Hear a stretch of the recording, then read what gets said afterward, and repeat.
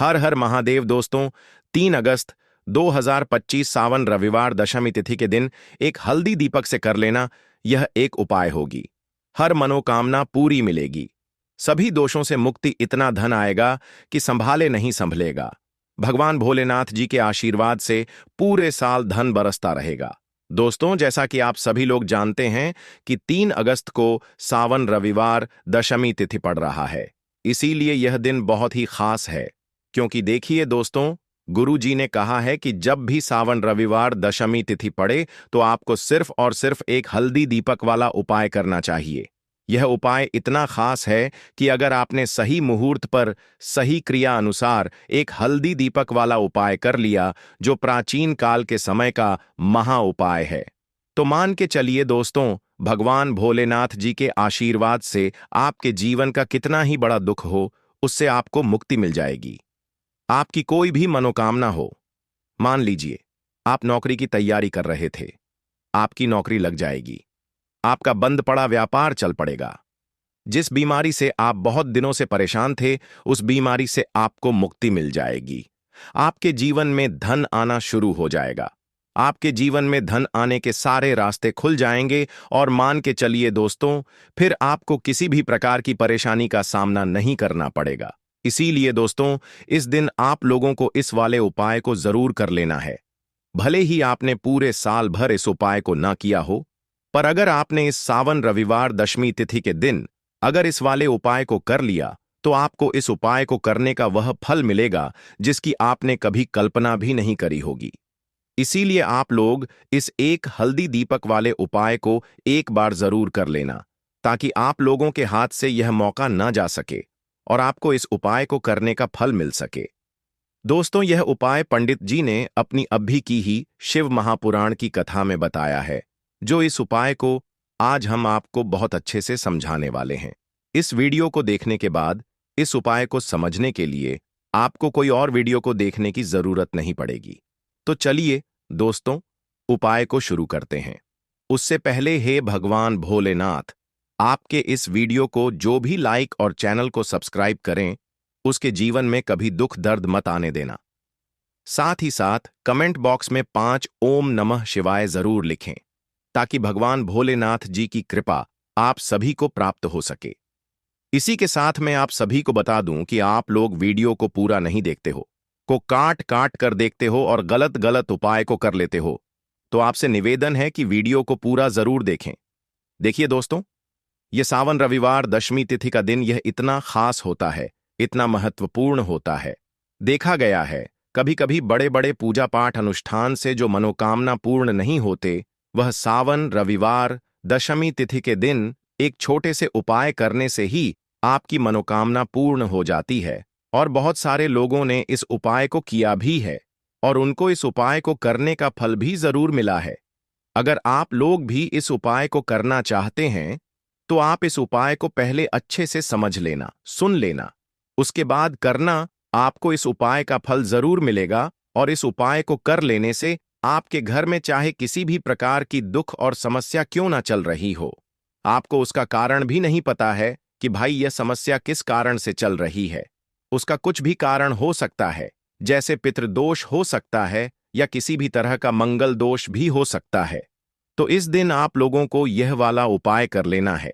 यह एक ऐसा उपाय है जिस उपाय को अगर किसी विशेष दिन पर किया जाए, तो भाई उस विशेष दिन का जो है वह तो हमें मिलता ही मिलता है। पर हमने उस दिन पर इस एक हल्दी दीपक वाले उपाय को किया है, तो हमें उससे भी बड़ा फल मिलता है और फल बहुत जल्दी मिलता है, क्योंकि आप इस उपाय को बहुत ही बड़े और विशेष दिन पर कर रहे हो। तो चलिए अब उपाय के बारे में बात करते हैं, लेकिन उससे पहले आप लोगों को यह जानना आवश्यक है कि आखिर यह उपाय किस समय करना है, किसको करना है और कैसे करना है। तो चलिए हम आगे आपको वीडियो में एक एक करके बता देते हैं।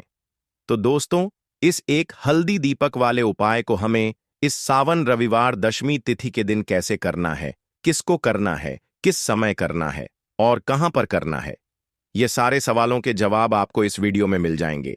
और जो ये वीडियो देखेगा भाई, उसको एक हल्दी दीपक वाला उपाय जरूर करना चाहिए, क्योंकि इस दिन शत्रुओं और किसी भी दोष, किसी भी बीमारी से मुक्ति पाने के लिए एक हल्दी दीपक का बहुत ही बड़ा और विशेष महत्व होता है, और जब बात आ जाए एक हल्दी दीपक की, तो यह सोने पर सुहागा वाली बात हो जाती है और यह एक बहुत ही बड़ा उपाय हो जाता है। अब दोस्तों, इस एक हल्दी दीपक वाले उपाय को आखिर करना किसको है, सबसे पहले हम लोग वह बात जान लेते हैं। तो देखो, घर की जो बड़ी माताएं बहनें होती हैं, उन माताओं बहनों में से कोई भी एक बड़ी माता बहन इस वाले उपाय को कर सकती है।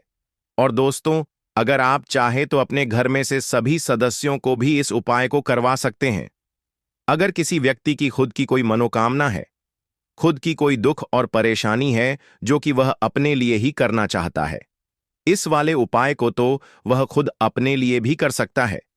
बाकी अगर कोई घर में से ऐसा है जो कि अपने पूरे घर परिवार की सुख और शांति के लिए यह वाला उपाय करना चाहता है, तो भाई वह भी कर सकता है। उसमें भी कोई दिक्कत वाली बात नहीं है। कहने का मतलब यह है कि इस उपाय को हर एक सदस्य भी कर सकता है, और पूरे घर परिवार के सदस्य के लिए घर की बड़ी माताओं बहनों में से कोई एक माता बहन भी कर सकती है।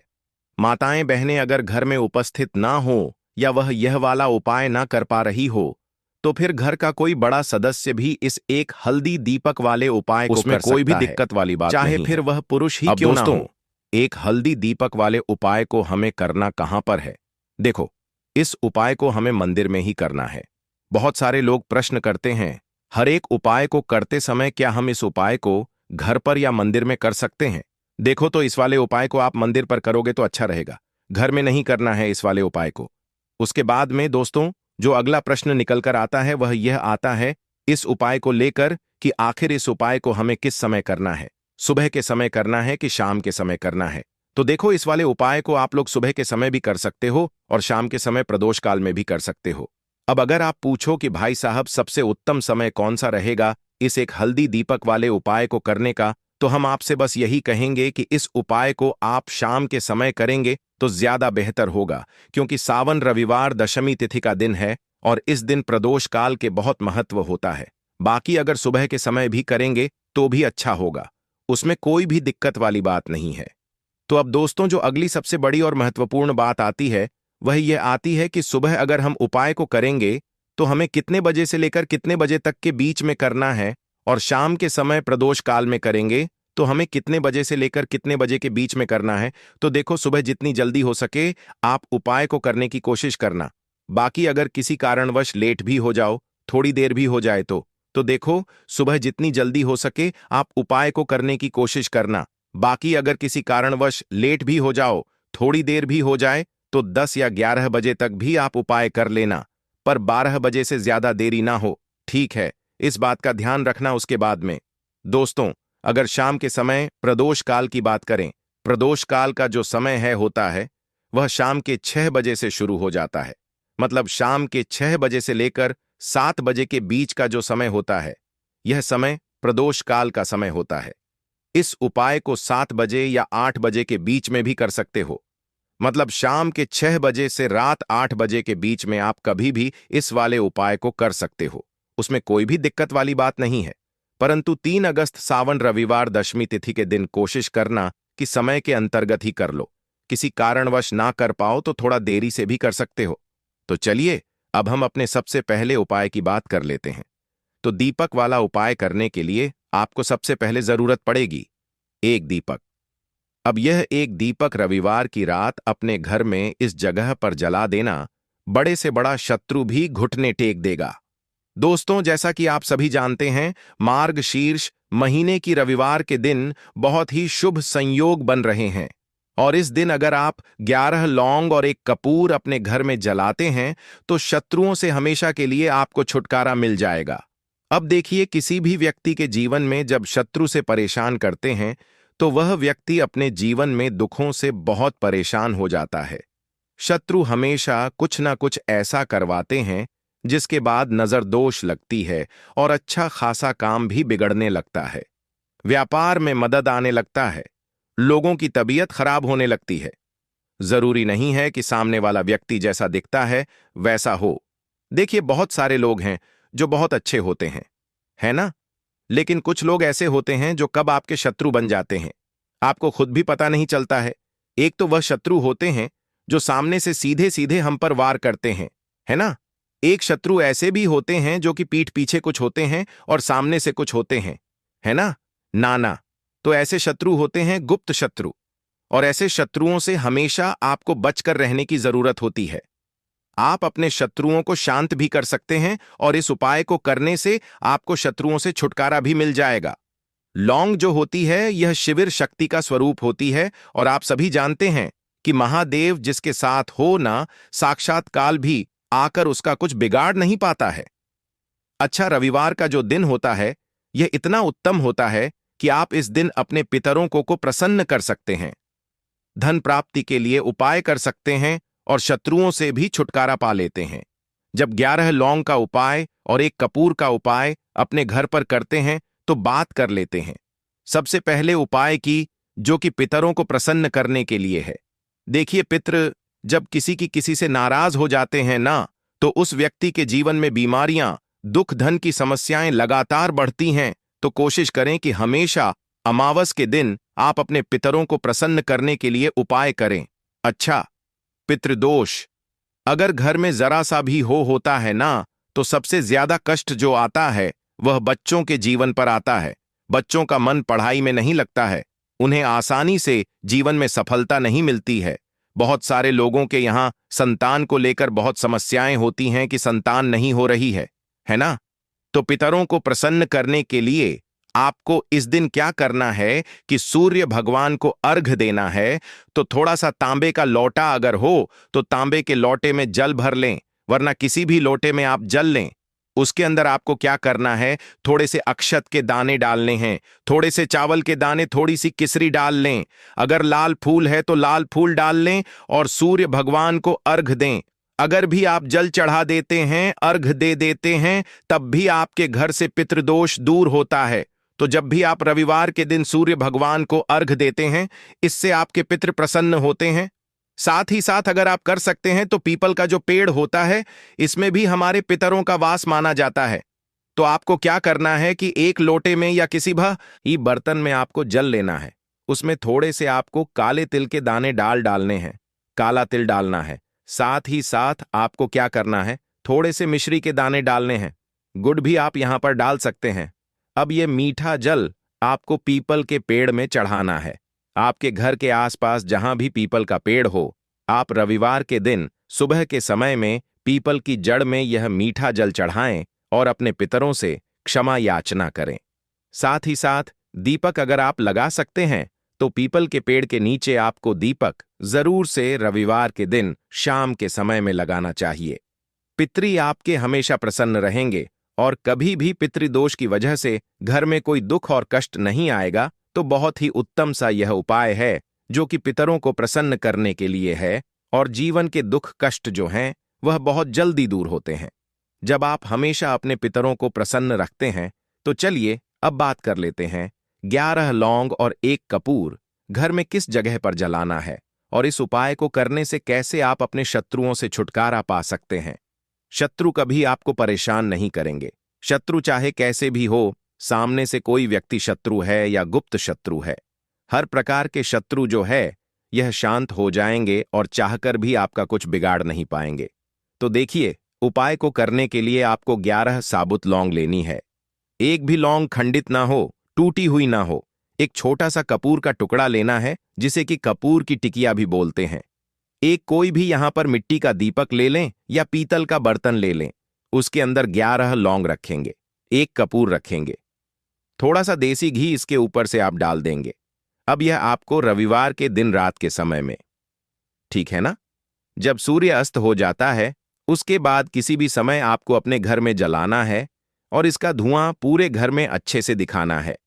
जितने भी कमरे हैं, जितने भी रूमर्स हैं, बरामदा, आंगन, ठीक है ना, बालकनी, जो भी आपके घर में है, सभी जगह पर आपको इसका धुआं अच्छे से दिखाना है। और साथ ही साथ आपको महादेव का ध्यान जरूर करना है।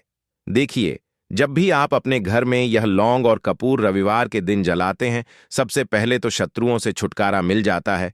कोई भी शत्रु कुछ भी करता है, वह आपके घर तक चीज नहीं पहुंचती है, आपका कुछ नहीं बिगड़ता है। दूसरी चीज कि जब भी लौंग और कपूर आप जलाएंगे, आपके घर पर कोई संकट नहीं आता है, आपके धन पर कोई संकट नहीं आता है। घर में कोई परेशानियां नहीं आती हैं और हमेशा आपके घर में सकारात्मक ऊर्जा बढ़ती है, पॉजिटिव एनर्जी बढ़ती है, जिसके बाद आपके घर में धन की देवी माता लक्ष्मी वास करती है। लौंग और कपूर जिस घर में कोई भी व्यक्ति जलाता है, विशेषकर रविवार के दिन, तो ऐसा समझ लीजिए इसके बहुत चमत्कार हैं, बहुत ज्यादा लाभ है। तो कोशिश कर कि रविवार के दिन रात के समय में किसी भी समय आप अपने घर में 11 लौंग और 1 कपूर जरूर जलाएं। शत्रु जो हैं वह घुटने टेक देंगे और आपका कुछ नहीं बिगाड़ पाएंगे। साथ ही साथ धन की वर्षा भी घर में होगी और धन से जुड़ी जितनी भी समस्याएं आपके जीवन में आ रही हैं, बहुत तेजी के साथ आपके जीवन से दूर होती चली जाएंगी।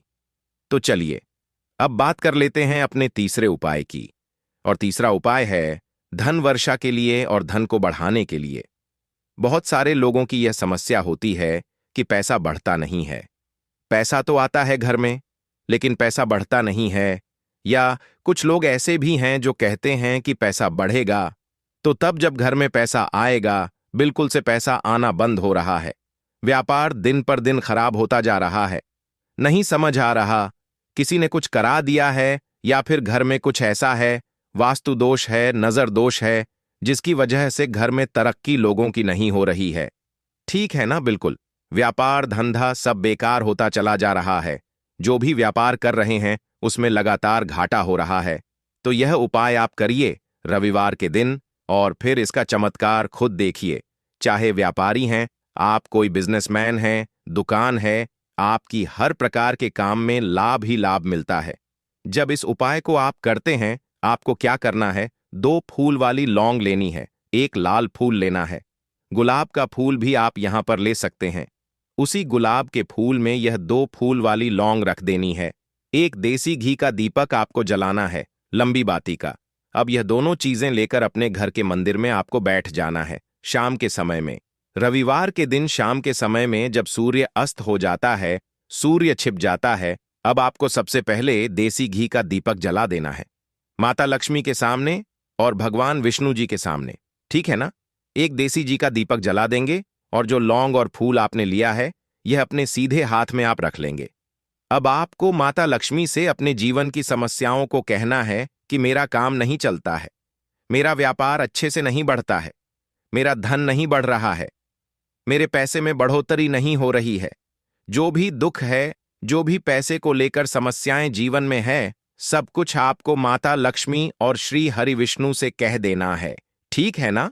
इसके बाद आपको मंत्र बोलना है 11 बार, ओम नमो भगवते वासुदेवाय नमः। 11 बार यह मंत्र बोल देंगे और फिर वह फूल आपको माता लक्ष्मी को अर्पित कर देना है, उनके सामने चढ़ा देना है। चाहे मूर्ति है, आपके घर में माता लक्ष्मी की कोई भी तस्वीर है, प्रतिमा है, फिर आपको क्या करना है कि अपने घर के मुख्य दरवाजे पर भी 2 दीपक जरूर जलाने हैं, बाहर की तरफ रविवार के दिन। फिर देखिए आपके घर में कैसे पैसा आता है और धन बढ़ता चला जाता है।